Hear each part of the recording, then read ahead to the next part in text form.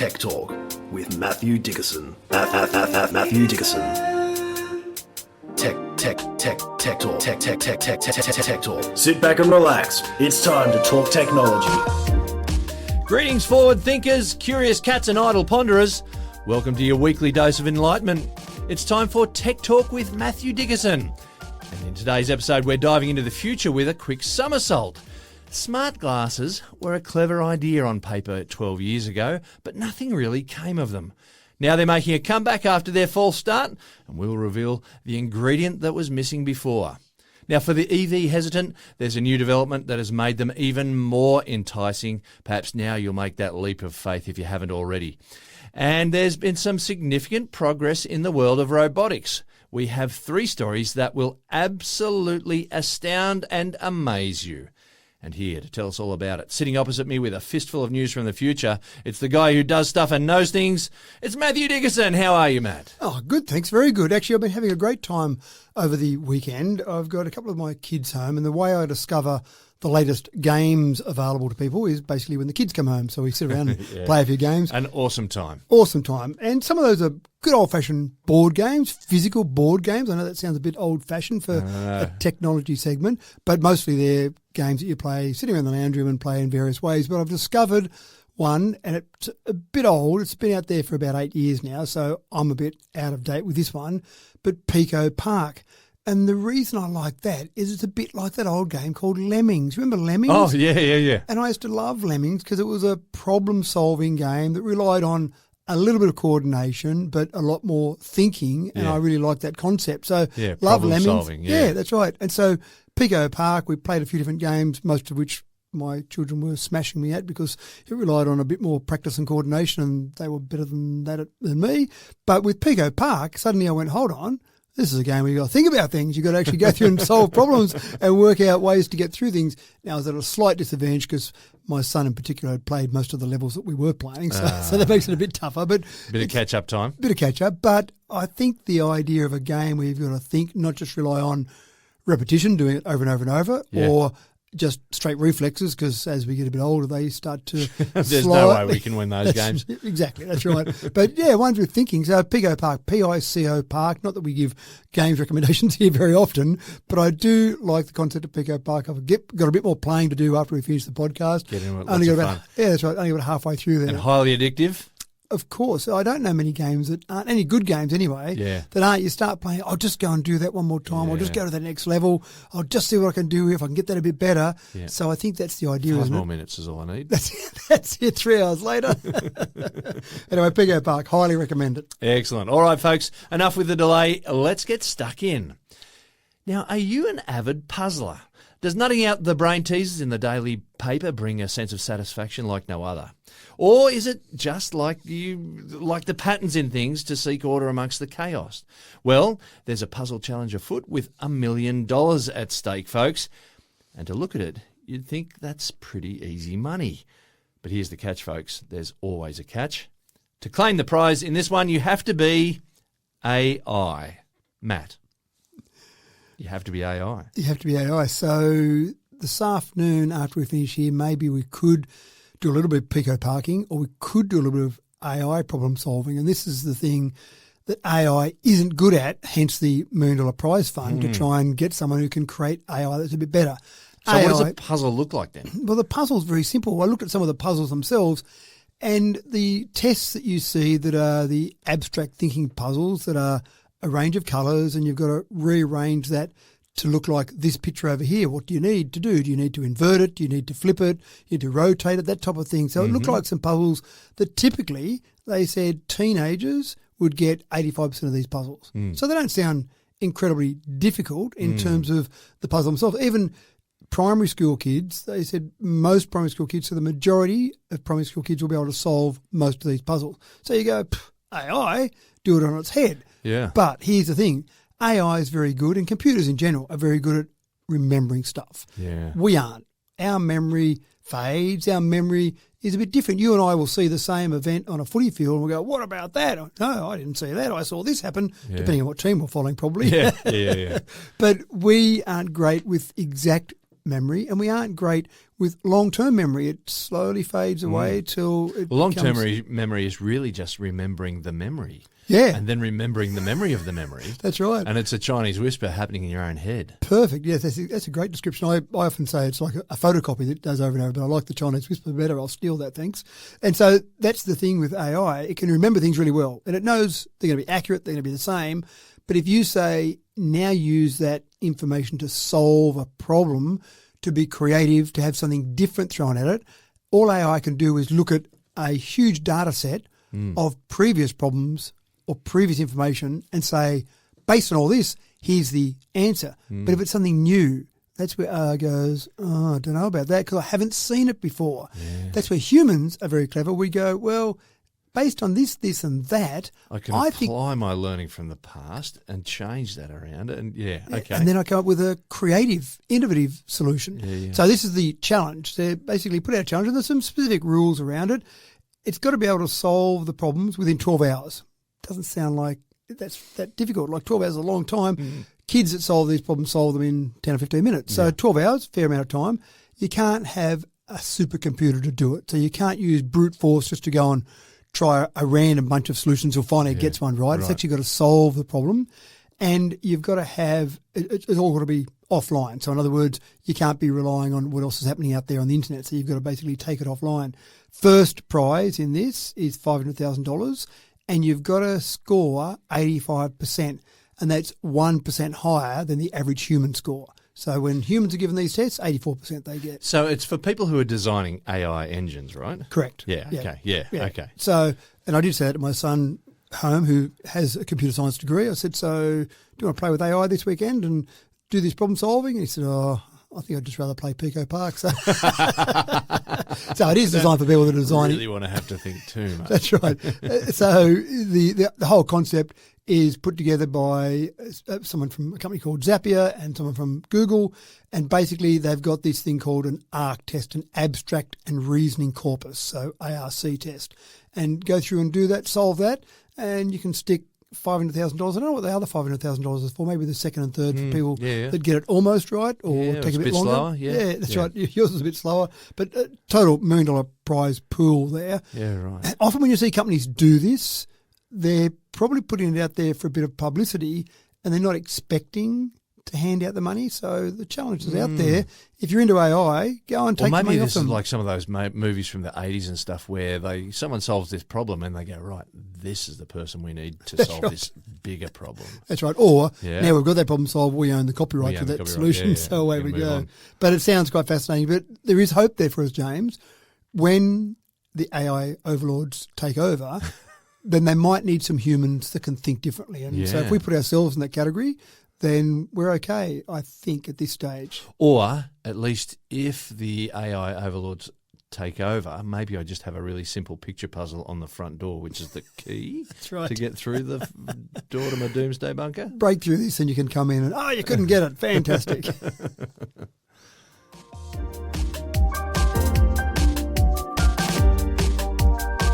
Now for the deep sleepers out there, here's a gadget that'll get you up and at 'em with no excuses whatsoever. For those of you who are really, really, really paranoid about sleeping in and missing that flight, then Matt has an alarm clock that'll wake you up and get you milking those cows with 1,000% surety, Matt. I don't like to talk too much about specific products, individual products you can go and buy. Often we talk about the future, but this one grabbed my attention because we talk about innovation a lot. We talk about why things are created, and there's lots of things that are created through necessity. And I suppose if we look at technology over the eons, you've got things like the wheel or maybe medical devices. You've got lots of things that were created because there was a desperate need for it and they're solving a big problem. You've got other things that not so much. And the smartphone is probably one of those where we were happy with a camera. We're happy with a device to pick up and ring someone. We're happy with getting on a computer and looking up things on the internet. We didn't know we needed one device that did all those things that we could carry in our pocket. But once we got it, we go, wow, fantastic. How do we live without it? How do we live without it? And so it didn't really solve a problem per se. It gave us a solution to a problem we didn't know we had as such. And there are some ones like that I find fascinating. They create an entire category, if you like, through that. So that's pretty cool.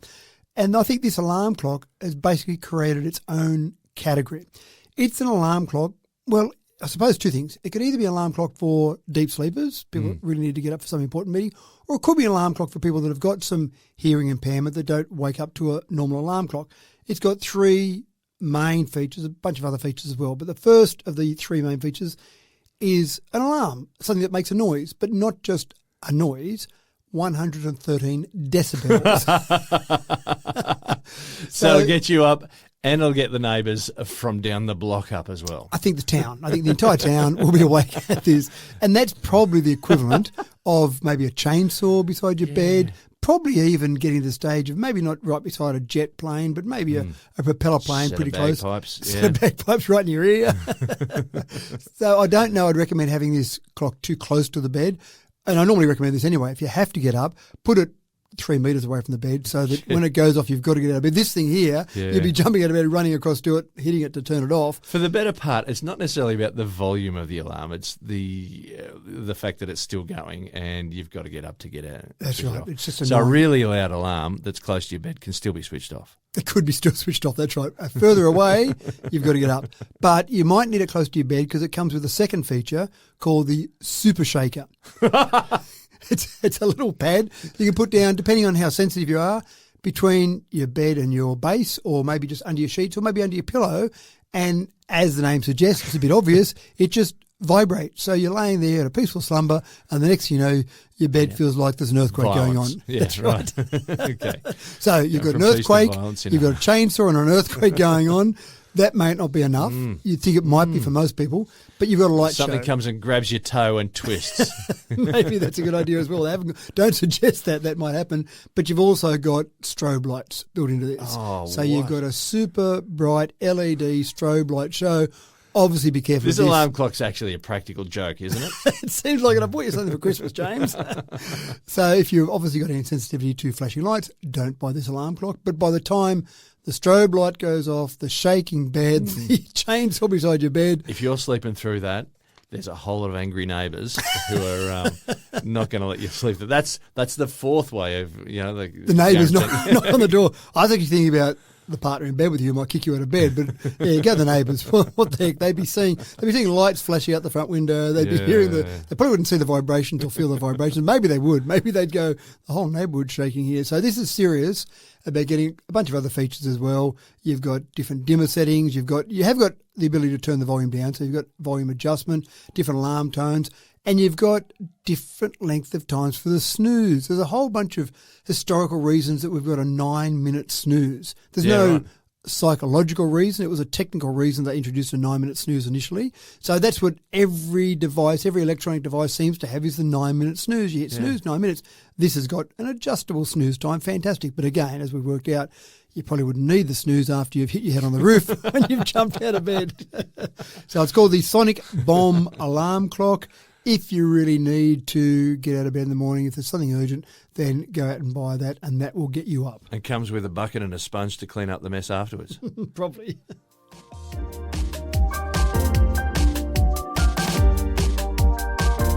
Google took a shot at releasing the first smart glasses over a decade ago, and the response was nothing short of, underwhelming. They were billed as being revolutionary, but could not match the hype. But that was before AI came along, and the pairing of these two techs may be just the thing to bring this gadget to the front line of popular culture. Matt, it's time to get our Tony Stark on in a big way. It is, actually. And you remember the Google glasses, because people that wore them were called glass holes? They weren't that popular. You've got Meta's Ray-Ban glasses, of course, smart glasses, and we have talked about those before. They've got the little flashing light on the front, so if I'm standing there talking to you, videoing you, maybe even streaming our conversation live, there is something on the front of the glasses flashing. So if you see someone having a chat to you and there's something flashing on the front of the glasses, be very, very careful about what you say. These have gone a step further. These are glasses called Ergo Vision glasses by Solos, S-O-L-O-S, and they've got the basic features that you'd see in the Ray-Ban glasses. They've got a camera on the front. They've got the ability to be activated. The camera can be activated for video or for photos. but they've got a little bit of AI built in and it can be voice activated. So I can be out there walking around, I look over and I wonder what that building is. My glasses can see that building. I say, what's that building I'm looking at? Well, that's actually the blah, blah, blah building. It was built in this year, and away it goes. So it gives you information. And I love the idea because sometimes I'll be at an event and I'll be looking around and I look at someone and I go, I know that person. That face is familiar. Is that someone that served me coffee this morning, or is that someone I should know, or is that someone that played sport for Australia, or who is that person? And so I could subtly say to my glasses, I'm looking at a person now. Who is it? It'd give me the information. Oh, good. That is someone that represented Australia at the Olympics 20 years ago. Can you tell me what he did? Yes, he won a gold medal in this event. Oh, good. So I can walk over. G'day, Jimmy, how you going? That gold medal you won 20 years ago, man, that was a good event. So I thought that'd be a really handy use for them. But even tourism, when you go into some places around the world, I like going on e-bike rides or Segway rides with someone that's a guy that's a local, and you do a bit of a scout around the place you land at, and they'll say, this is a really important building and here's what happened here. And so you get a quick overview, and then you know the places to go back and spend a bit more time at. But if you just turn up somewhere, you go past a building that might be of great significance and you go, oh, that's a lovely building, but don't realise the significance of it. And so I think something like this, putting the glasses on, looking at a building and then hearing a bit of the history, hearing what happened there, why that building might be important, or if it is just a lovely building with no significance whatsoever, I thought that was a pretty good use of it as well. So it's getting there, and the integration between wearable tech, we've got lots of information on our wrist with our watch, information like this on our glasses. I can just see that this is going to keep accelerating. And I like that idea of that information just there at our fingertips or our ear tips maybe. And I wonder, like, I haven't seen this particular product, but I wonder if it just looks like a pair of normal glasses, because the Google glasses were very distinctive. And so hence the glass hole. Yeah. Well, these look like, from the front on, look like an normal pair of glasses. There certainly is a little spot on the side, top corner of each side of it, where the camera is, a very small pinhole camera. And I assume these will have some form of flashing LED as well, because I think people are worried about privacy. The only way you really tell something's different is that the arms of them are a bit thicker than normal glasses, because there's a bit of technology building those arms. There's a battery in there, obviously. There's a little speaker that sits down near your ear, so when you're asking who is that person over there, you can get the answer back near your ear. So you look straight on, it's probably pretty hard to tell. Look side on, oh, those arms look a bit thicker than normal, but you have to be looking for that. I don't normally go and look at people and just turn side on for a second, let me look at those arms of those glasses. So you probably could pretty easily, not trick, but it would be pretty easy to realise, or to not realise someone was wearing a pair of glasses that were linked in some way to the outside world in a whole range of different ways. And everyone can get to be one step closer to James Bond.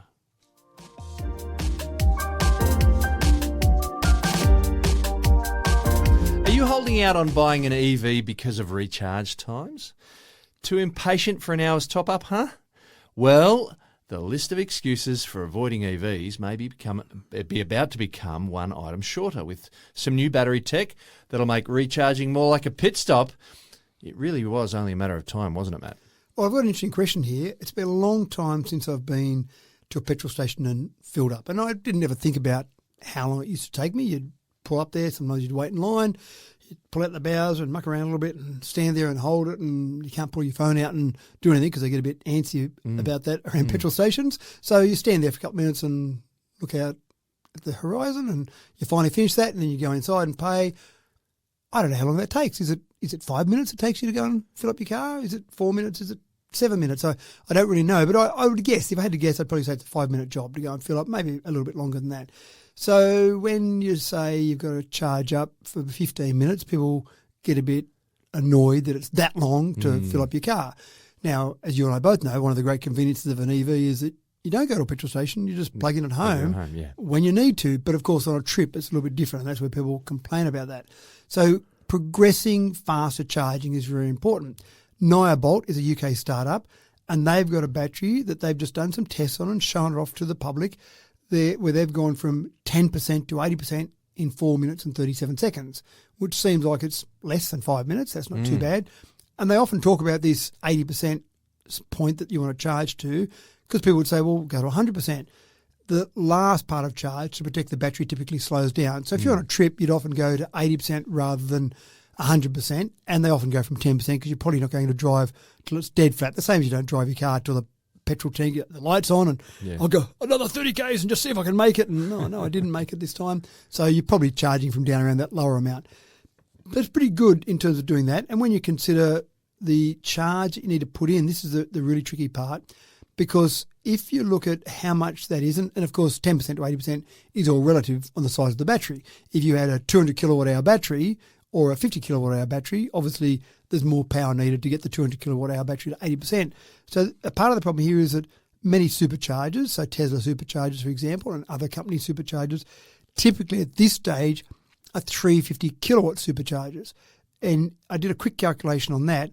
And if you've got 350 kilowatts available for 10 minutes, that will add about 58 kilowatt hours. So again, if you had a battery that could accept that full charge, well, if it was a 58 kilowatt hour battery, it'd do that easily in 10 minutes. But if it's a 100 kilowatt hour battery, well, it doesn't matter how good the battery is, it can only get to 58% of that 100 kilowatt hours in 10 minutes. So part of the technology development is the battery, how fast it can accept a charge. That's certainly a very important part of it. But we're getting better, and there's research happening around the world. A whole range of different companies, different universities are really working on this.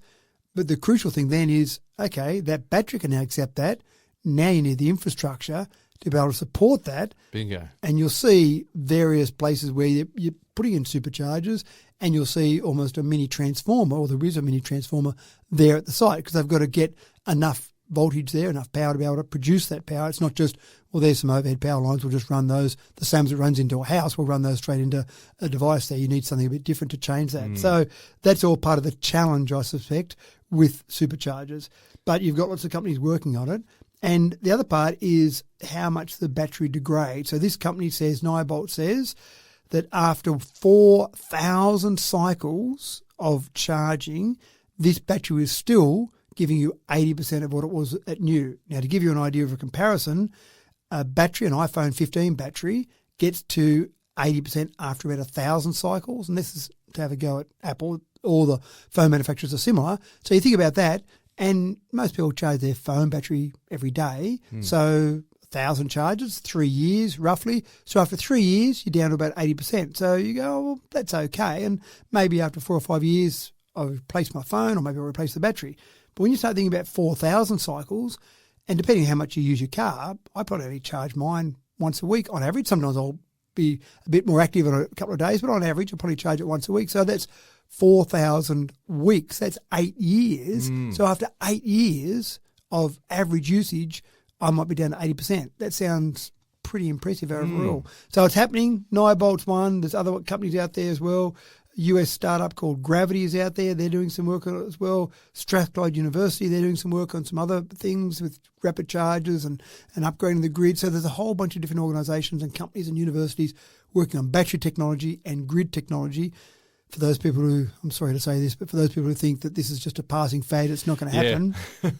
I'm not sure that's quite correct. The competition is well and truly out there, and it's only going to get better. Yeah, that's right. Yeah. Continuing on.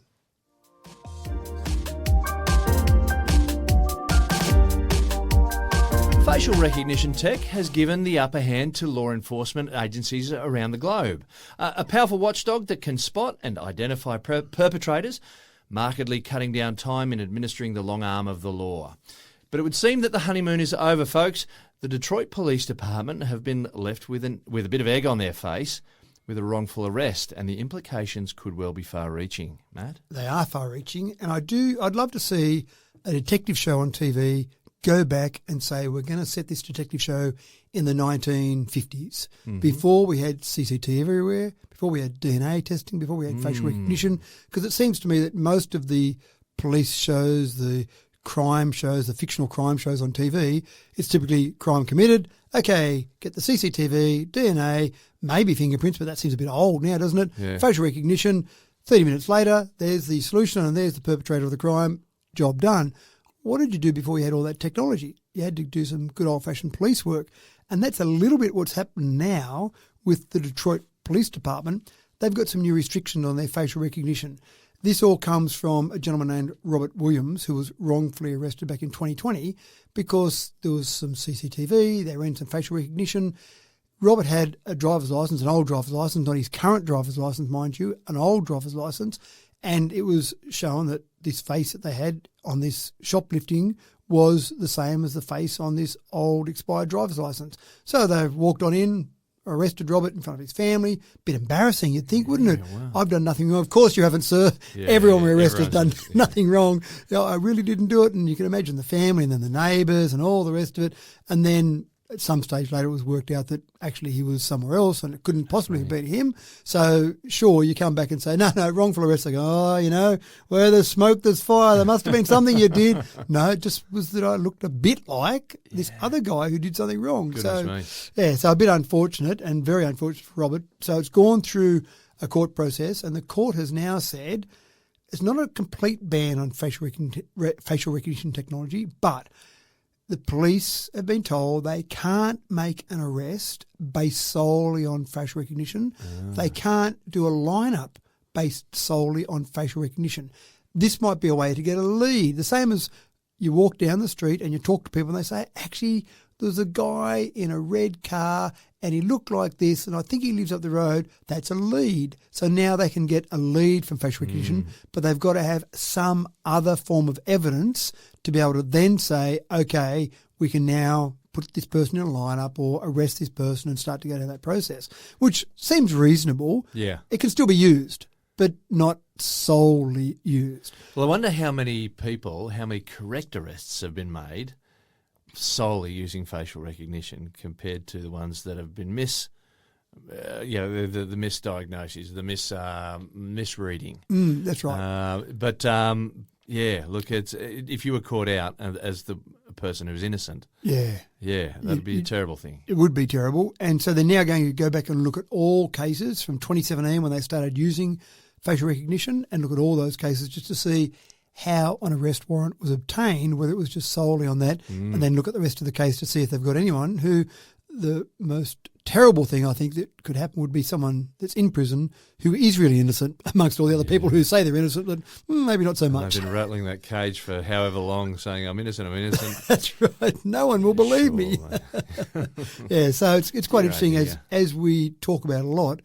As technology progresses, sometimes legislation doesn't quite keep up, and this is one where retrospectively it's catching up to it, but it's not going to stop the progress of technology. It's just how we apply that in a reasonable way.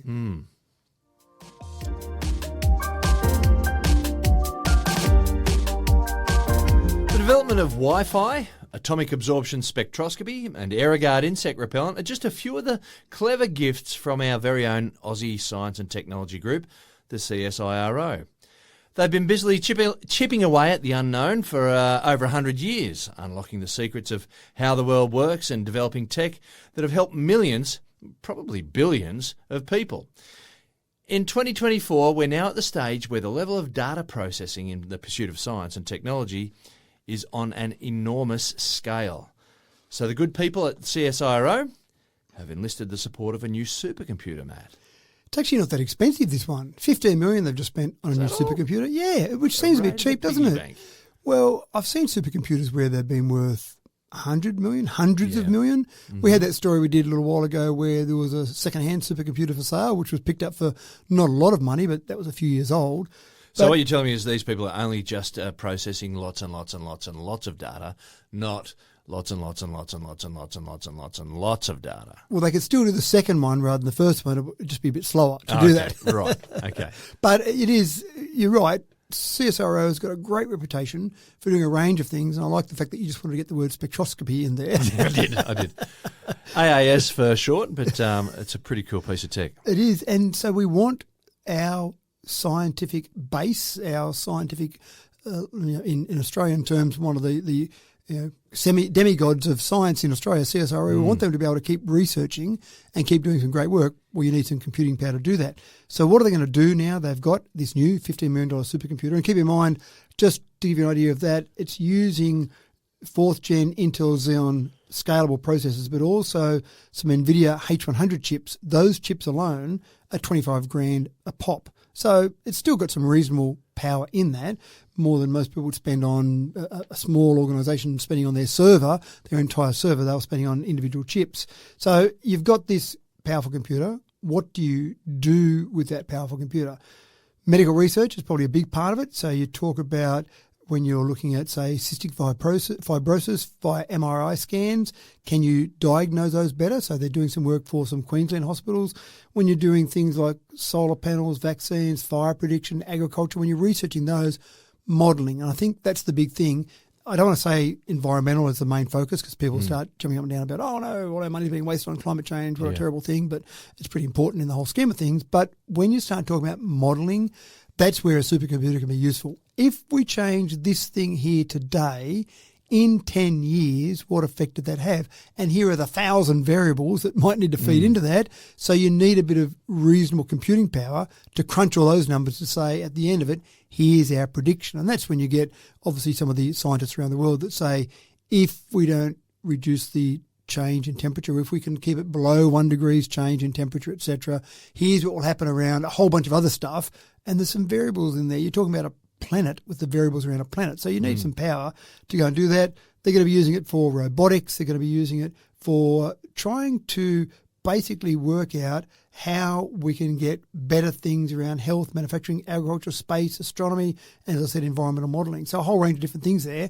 If I'm a scientist at CSIRO, I'm going happy days because this is basically available to all of the research and engineering teams. There's 2,000 people potentially using this, but you would have to book some time in on this. You'd say, here's my model, here's what it looks like.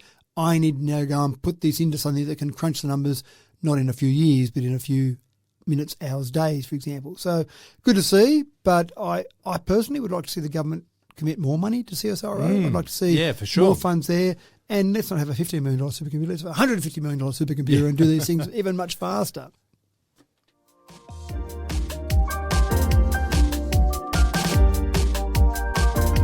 Faced with a terrible shortage of guide dogs in China, a team of university researchers have leaned into technology for the solution. They've developed a litter of robotic guide dogs to aid the visually impaired. Another case of where necessity becomes the mother of invention. Slightly less cuddly, Matt, but also less poop to scoop, too, I would expect.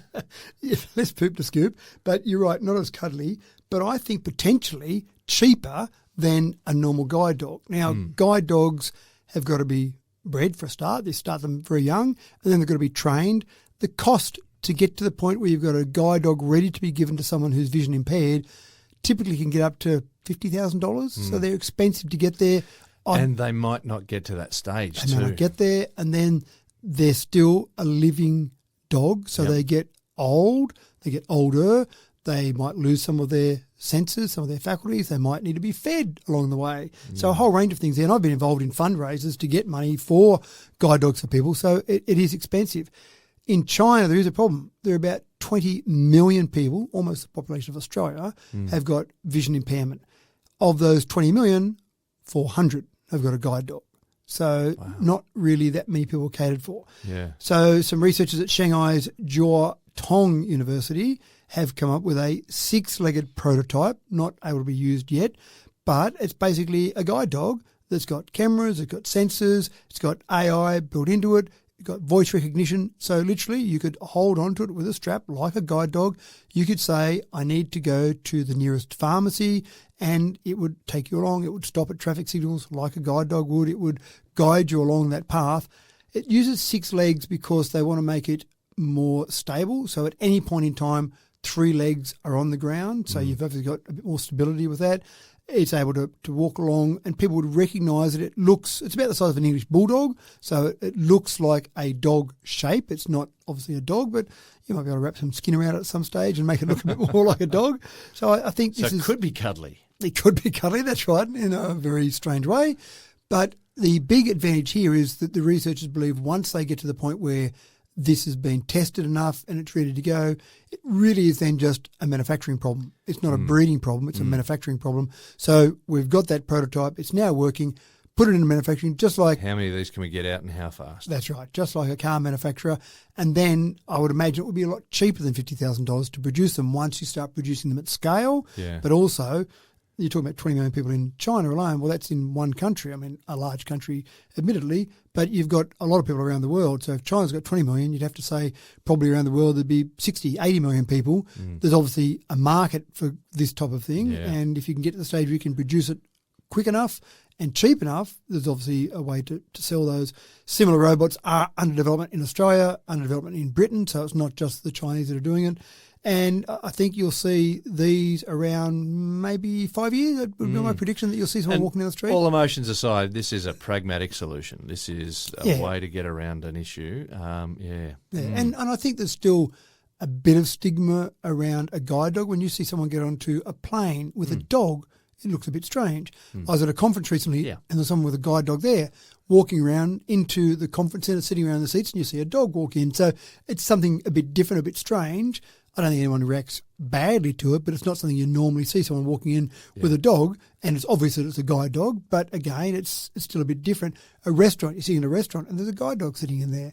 A robot maybe would be more acceptable in some of those sort of situations.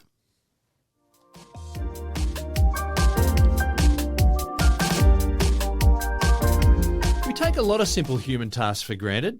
How you handle a bunch of grapes is very different to how you'd handle a can of dog food, which is very different again to how you'd handle a box of cereal, for example. But you'll spend next to no time thinking over that. For robotics engineers, though, these tasks represent a major challenge, and mistakes can leave an eggy mess not only on their faces. The clever kids at MIT have been teaching robots how to pack grocery bags, which you may think is small potatoes. But, Matt, this sort of machine learning represents a pretty big leap, am I right? Big leap, and also a huge, incredible increase in efficiency.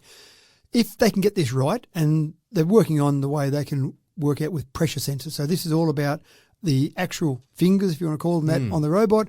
When they pick up something, they've got pressure sensors there, and as they grip that, those pressure sensors start to push in to work out how rigid something is. So the grapes, as you say, you pick up a grape, they start to push in. Oh, that seems a bit flexible. I better pick up this very lightly because I don't want to grip it too hard. A canned food, for example, canned corn or something, pick that up, I squeeze it. Oh, I'm not getting any flex on that. This must be something that's fairly solid. I can pick this up much harder. Well, I was thinking about this, and sometimes you've got, you pick up an egg. An egg's very fragile. An excellent example of something that if you just apply a little bit too much pressure, you've got a big mess to clean up.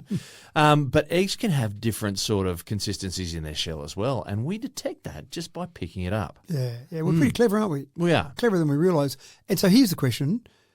When you see something that you're about to pick up, so if I see grapes, because I know what a grape is and I know that it's softer than a can of tin food, do I automatically pick that up with a softer grip than if I pick up a canned food? Or do I, as I pick it up, realise as I'm picking up in that process, I'm actually doing some tactile sensing as I go? And it's probably a bit of both, but I would think that whereas humans are clever enough to know. I think that there's been enough mystery boxes sort of experiments that the people have done either out of the name of fun or alternatively as a test where you stick your hands in a box that you can't see what's in it. Right. As soon as you touch it, you know how hard to touch it. Yeah, okay. How what sort of pressure you've got to give it. Yeah, and, right. So they, presumably these RoboGrocery robots would be able to see and maybe identify, but also then as they touch it, pick it up, work out how hard to pick it up, and then away they go from there.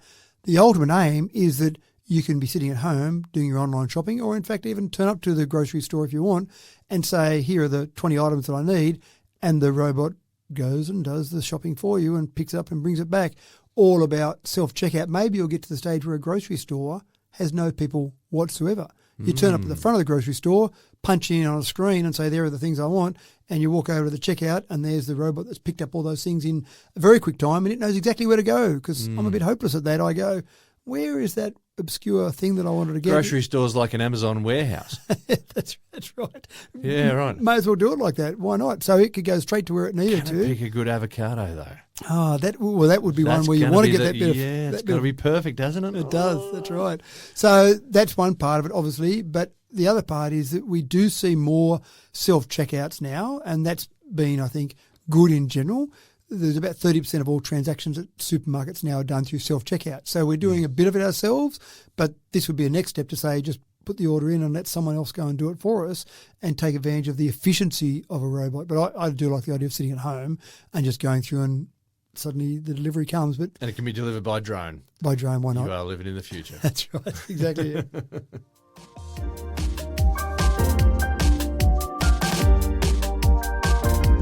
blurring the line between man and machine. If you're holding on to a hope that the distinction was always going to be clear, then you have not been paying attention, folks.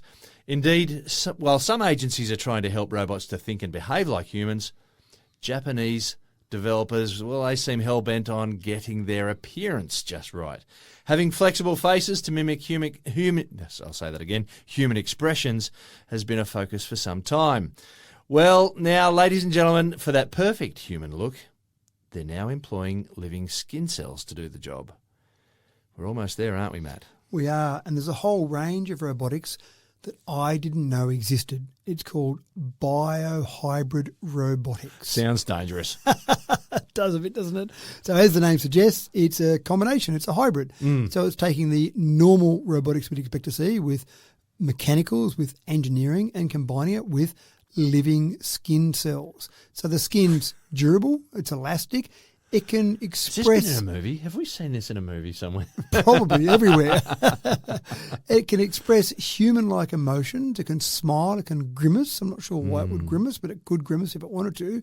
The whole idea... When it's angry with you and it's about to attack you, it's going to grimace. Good. Well, I don't want that robot then. And the whole idea is, presumably, it can improve communications by being able to express these emotions or some empathy.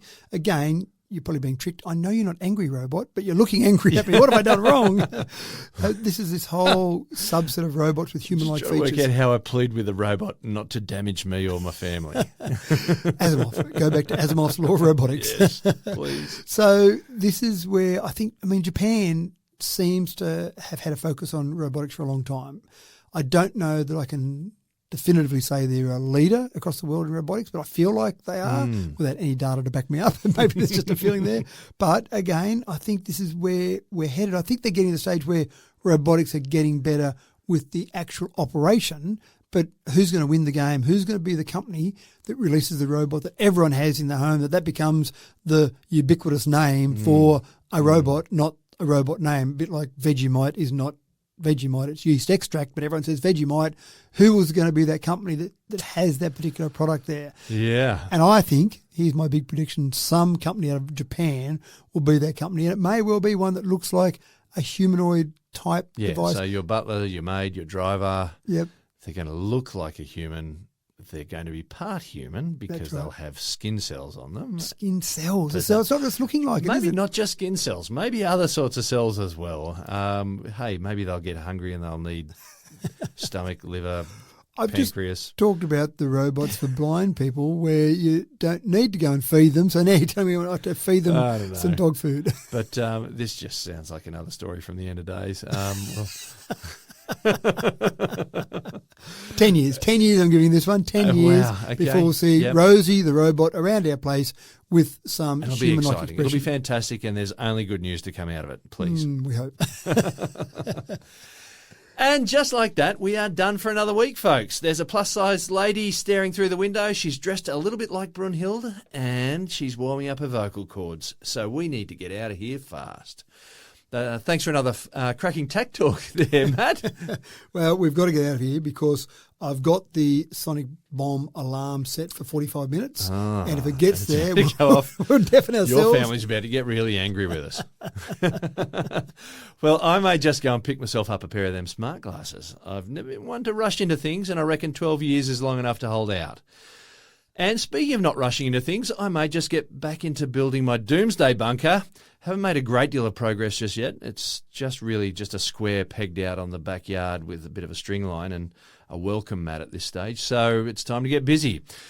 Tech Talk with Matthew Dickerson is a homegrown podcast. Admittedly, a description that is really only meaningful if you live out here in the central western New South Wales. Otherwise, Tech Talk is an exotic production from lands far, far away.